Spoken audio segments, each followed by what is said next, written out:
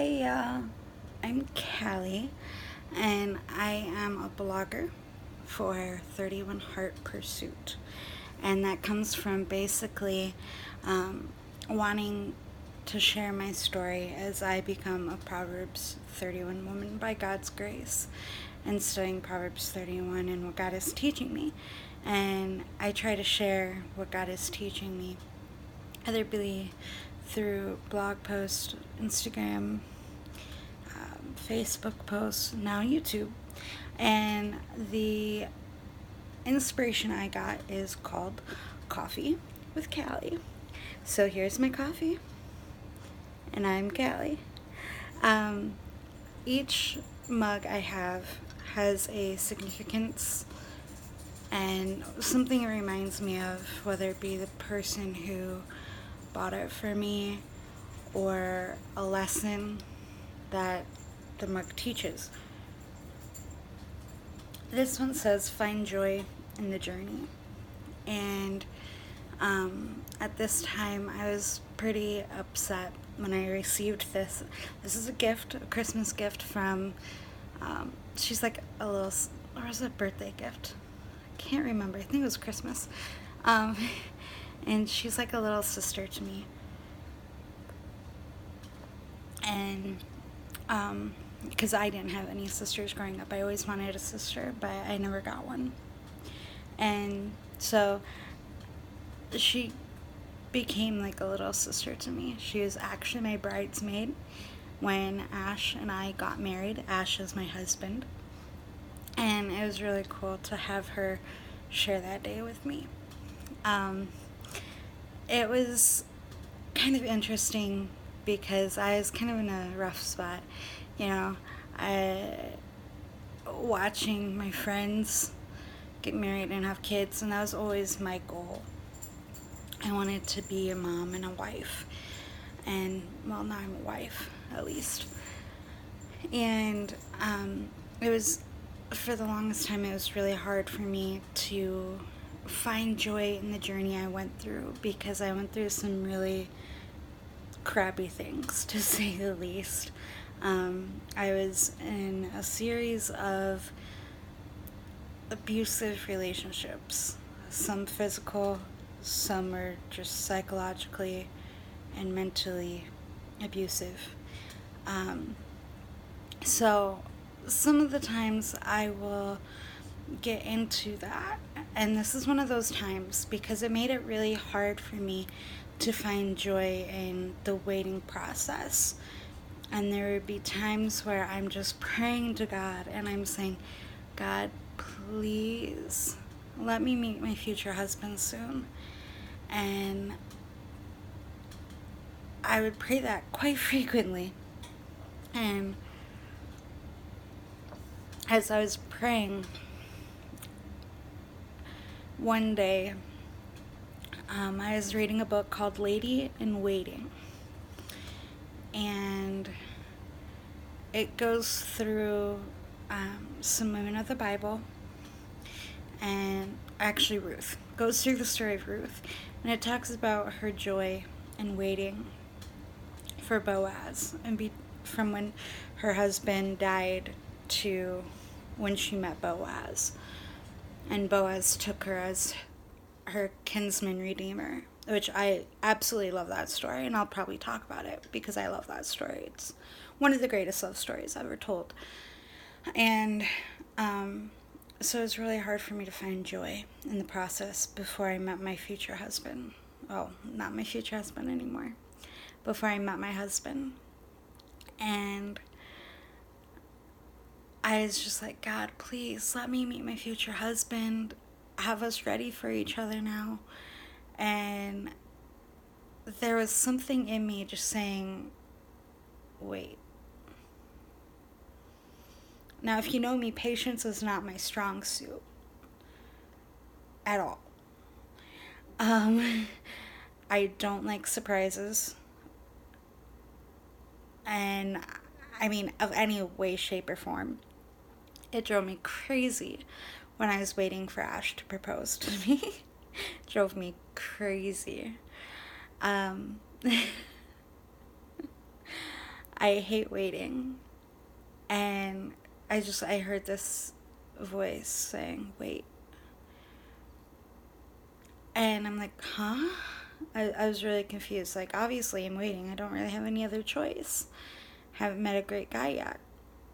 Because I knew when my last relationship ended that I was going to wait. That the next guy I dated, he had to meet every single check mark. And if he didn't, I wasn't going to spend my time with him. And so I was like, okay,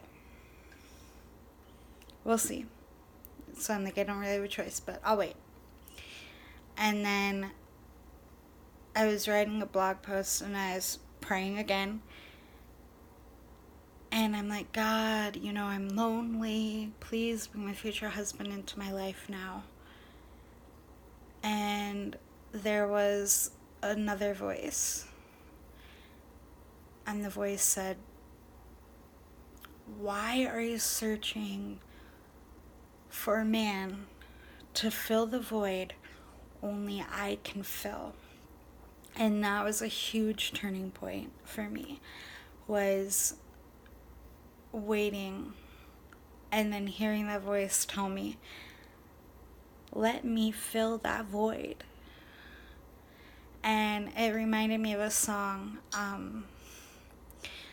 and I absolutely love this song. And it says, there's a God-shaped hole in all of us, and the restless soul is searching. And that's what I was searching for. And unfortunately, I looked for it in a string of abusive relationships. Now, it's unfortunate I went through that experience, but the awesome thing about having gone through that is I can share my story and tell people what I've been through. And I can say, hey, look, I got through this, you can too. I'm not gonna lie, the emotional abuse was much harder to walk away from than the physical abuse. I found I put up with that a lot more. And so when I broke up with my last boyfriend before I met Ash, I was like, I'm not going to put up with any name calling. I'm not going to put up with any rude and hurtful remarks. I wasn't going to put up with any of that this time. And then I met Ash about a year and a half later. And he is everything I've prayed for. And it's just this huge contrast. Like, there's no comparing. And I love being able to share my story because it was nothing short of God. And I know that for a fact, that it was nothing short of God working in me and changing my life. And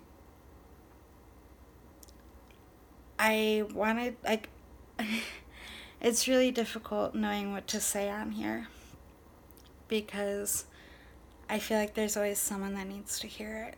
And so when I hear about friends or people I know going through abusive relationships, whether it be the man is just downright controlling, or a woman manipulative, or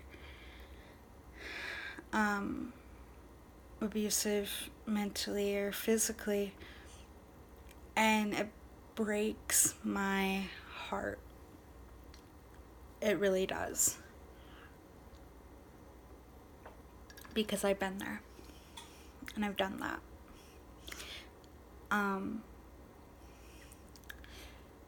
So it it sparks something in me wanting to share my story with them and not wanting them to make the same mistakes that I've made.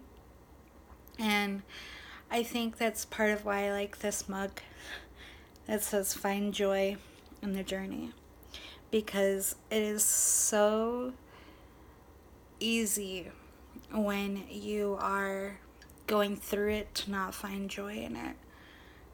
But looking back and seeing where you are now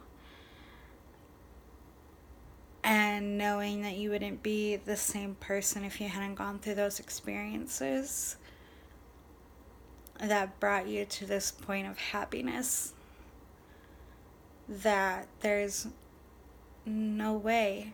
I mean, I hate that I had to go through it, but I know I needed to. And I can now find joy in the journey. And I hope that I don't forget these lessons when the next series of rough times come. Because I know it's not a matter of if, but when. Because that's just the way life is. You're going to get thrown things that you don't think you can handle, but by God's grace, you're going to get through it.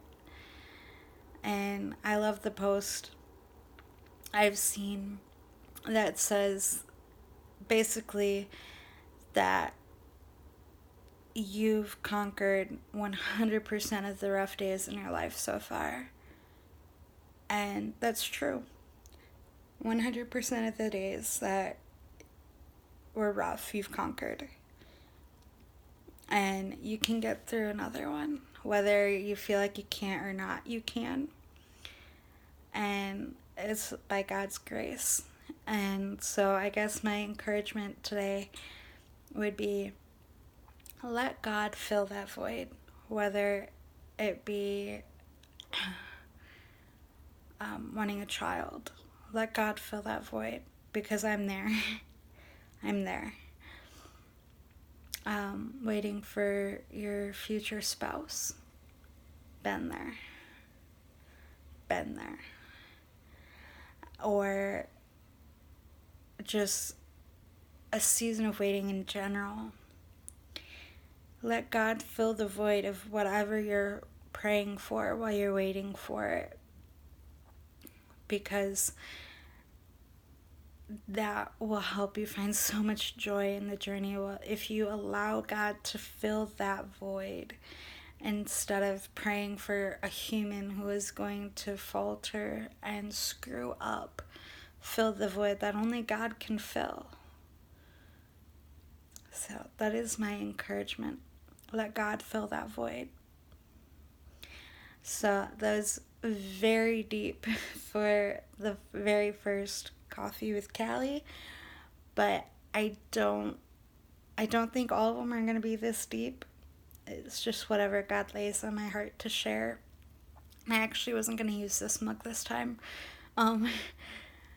but I think God had this happen for a reason. I've been praying for God to direct my words, and God definitely has.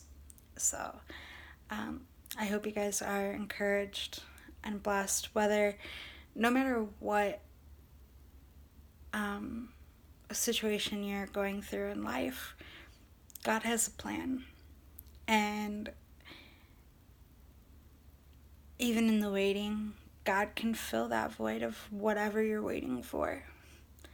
So that is my encouragement. God bless.